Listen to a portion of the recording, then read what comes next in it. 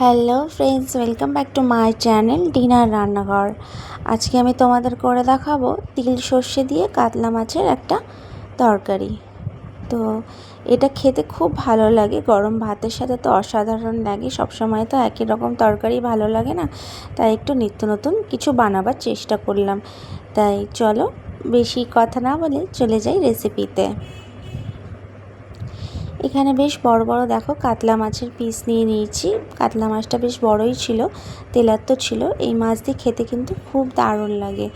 প্রথমে এটা ভালো করে ধুয়ে লবণ, হলুদ, গোলমরিচের গুঁড়ো আর লেবুর রস দিয়ে আমি কিন্তু এটা ম্যারিনেট করে রেখে দেবো প্রায় আধা ঘন্টা মতো।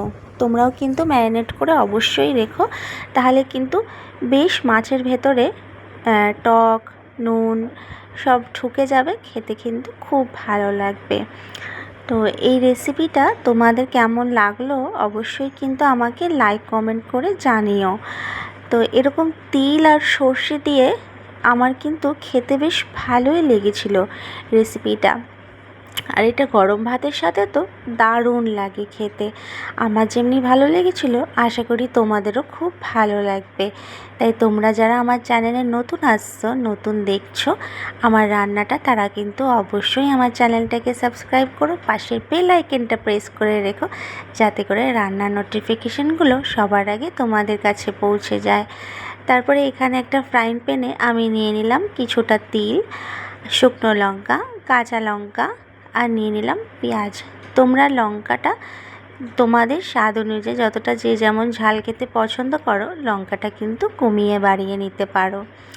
যারা আমার চ্যানেলটাকে সাবস্ক্রাইব করে দেখছো তাদেরকে তো অসংখ্য ধন্যবাদ জানাই। যারা লাইক কমেন্ট করে আমার পাশে থাকো তাদেরকেও অসংখ্য ধন্যবাদ জানাই। এভাবেই বন্ধুরা আমার পাশে থেকো, তাহলে কিন্তু তাড়াতাড়ি এগিয়ে যেতে পারবো তোমাদেরই আশীর্বাদে। তারপরে সেটা ভাজা হতেই আমি কিন্তু এখানে তেল নিয়ে নিয়েছি, একটা কড়াইতে সর্ষের তেল। আর এই যে দেখালাম, এর মধ্যে কিন্তু কিছুটা সাদা সর্ষে আর কালো সর্ষে মিলিয়ে 1 টেবিল চামচ মতো দিয়ে নিয়েছি। তো সেটা এখন আমি মিক্সিং গ্রাইন্ডারে গ্রাইন্ড করে নেব। আর ততক্ষণে মাছগুলো কিন্তু এখানে ফ্রাই করে নিচ্ছি। মাছগুলো কিন্তু বেশ লাল লাল করে ভাজবো। তোমরা যদি চাও হালকা এপিট ওপিট করেও ভাজতে পারো, যেহেতু আমার ঘরে এরকম লাল করে ভাজাটাই পছন্দ করে, তাই জন্য কিন্তু আমি এইভাবে লাল করে ভেজে নিচ্ছি।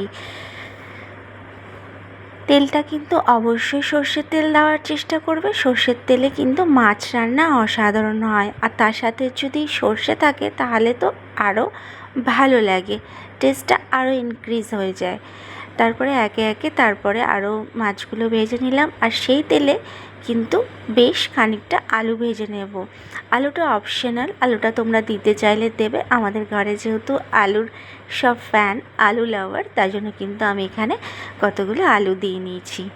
তারপরে কিন্তু সেই তেলের মধ্যেই আমি একটু কালো জিরে ফোড়ন আর একটা বড় মাপের টমেটো নিয়ে সেটাকে কিন্তু দেখতেই পাচ্ছ ছোট ছোট করে কেটে লবণ দিয়ে একটু ভাজা করে নিচ্ছি, যাতে করে তাড়াতাড়ি গলে যায়।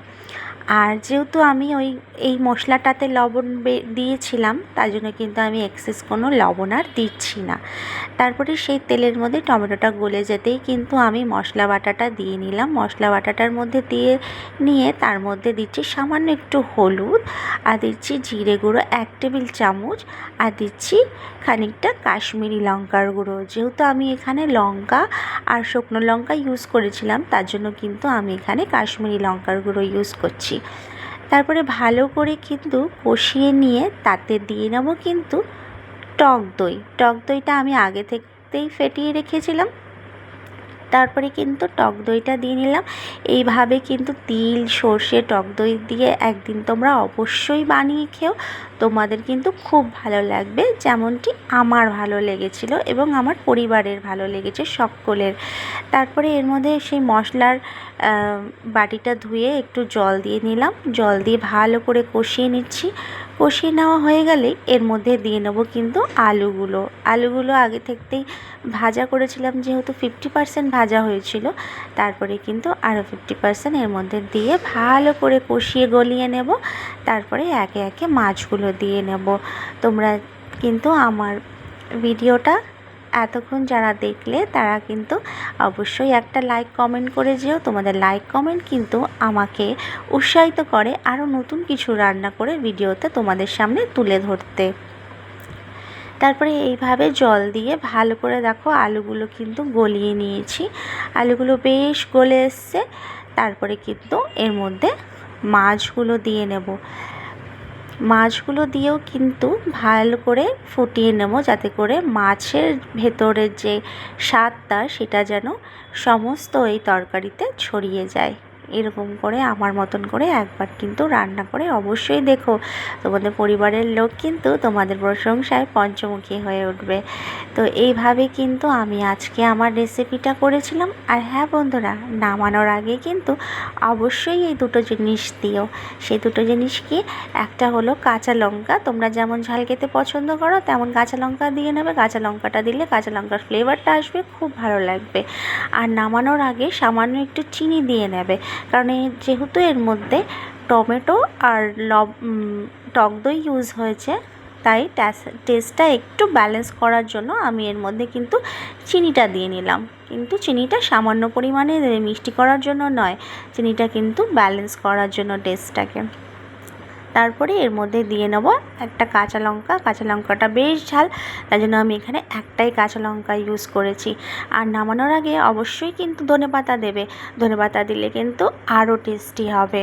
আর দেখতেই পাচ্ছ তরকারির রঙটা কত সুন্দর হয়েছে। দেখতে যেমন সুন্দর হয়েছিল, খেতেও কিন্তু অসাধারণ হয়েছিল বন্ধুরা। এইভাবে মাছ রান্না করে দেখো, অবশ্যই তোমাদের ভালো লাগবে। আর আমার ভিডিওটা তোমাদের কেমন লাগলো অবশ্যই কিন্তু আমাকে নিচে কমেন্ট বক্সে জানিয়ে যেও। তো আজকের রান্না এই পর্যন্তই। নেক্সট আসবো কিন্তু অন্য কোনো রান্না নিয়ে। ততদিন সবাই সুস্থ থেকো, ভালো থেকো। Thanks for watching.